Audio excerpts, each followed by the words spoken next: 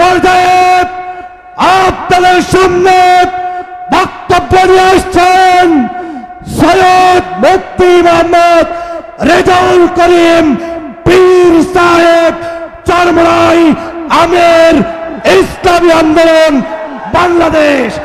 নারে তাকবীর, নারে তাকবীর। পীর সাহেব চরমরাই, পীর সাহেব চরমরাই। আমিরে জামাত ডাক্তার শফিকুর রহমান, আমিরুল মুসলিম হযরত নিসামাত হুজুর।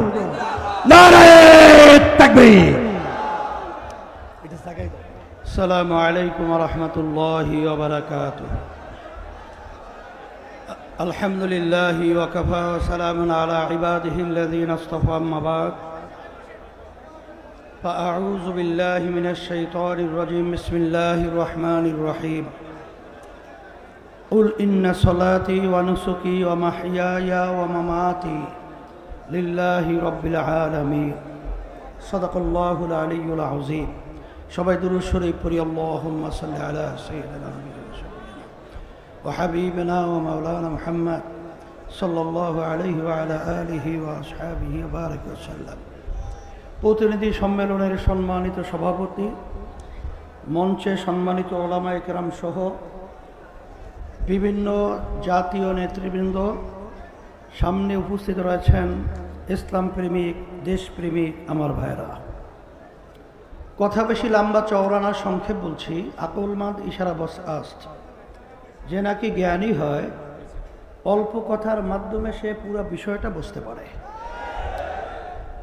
আমি আপনাদের সামনে আয়াত শরীফ তেলাওয়াত করেছি। রব্বুল আলামিন বলেছেন, হে নবী আপনি বলে দেন আমাদের সমস্ত কার্যক্রমগুলো নামাজ সহ দেশ পরিচালনাই বলেন একমাত্র আল্লাহকে রাজি খুশির জন্যই হবে। যদি আজকে আমাদের বক্তব্যের সাথে ভিতরটা এক থাকতো, তাহলে এই দেশটা একটা স্মরণের দেশে পরিণত হতো। কিন্তু আমরা যখন স্টেজে বক্তব্য রাখি তখন সুন্দর সুন্দর কথা বলি, কিন্তু ভিতরে কিন্তু তিক্ততা, ভিতরে কিন্তু অসুন্দর এবং মুনাফিকে চরিত্র। এটা আমাদেরকে পরিবর্তন করতে হবে।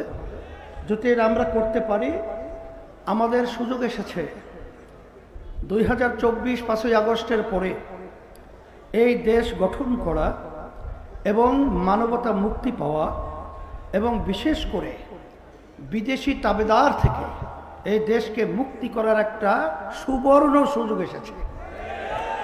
আমি বিশেষ করে আমার ভাই, কারণ কায়েস সাহেব হুজুর রহমাতুল্লাহি আলাইহি ইন্তেকালের পরে আমরা এখানে এসেছিলাম, তখন আমার ছোট ভাই মুফতি ফয়জুল করিম বলেছিলেন যে আমার ভাই তো আর কোনো ভাই নাই, তা আমরা তার সঙ্গে ভাই হিসাবে আজকে ঘোষণা করছি।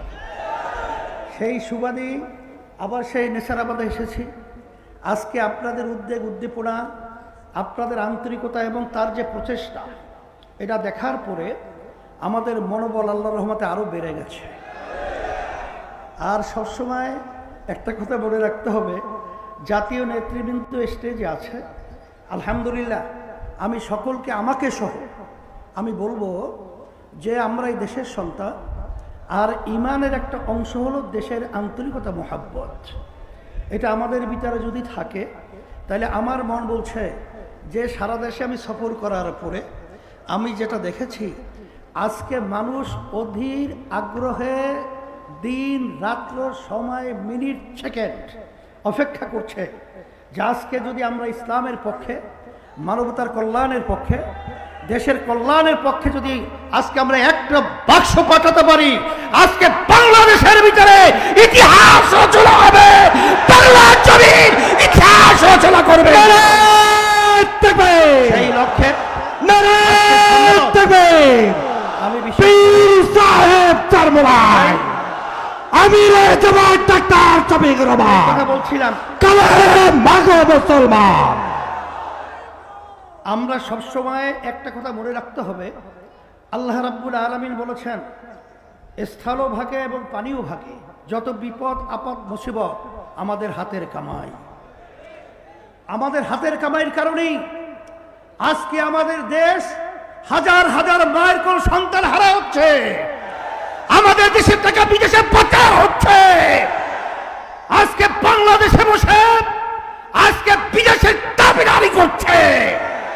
আজকে আমাদের দেশে আমাদের হাতের কামাইয়ের কারণে আজকে 53 বছর 54 বছর আমরা আজকে দেখেছি স্বাধীন হওয়ার পরেও আমরা পরাধীনতার জিঞ্জিরের মধ্যে আবদ্ধ ছিলাম।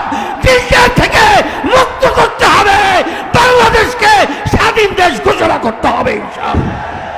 পাথরের দালালেরা, আমি সকলকে উদাত্ত পাথরের দালালেরা, কালেমা মুসলমান, আজকে আমরা নারায়ে তাকবীর। আমাদের আজকে প্রতিজ্ঞাবদ্ধ হতো, আজকে আমরা সবাই একত্রিত এক গলায় আওয়াজ তুলতে হবে, চাঁদাবাজদের জায়গা বাংলার জমিনে হবে না, খুনিদের জায়গা বাংলার জমিনে হবে না, মানবতা বিরোধীদের জায়গা বাংলার জমিনে হবে না ইনশাআল্লাহ। আশাবাদ ব্যক্ত করে সকলকে ধন্যবাদ জানিয়ে আমি দোয়া চেয়ে দোয়া করে আলোচনা শেষ করছি। আলহামদুলিল্লাহ।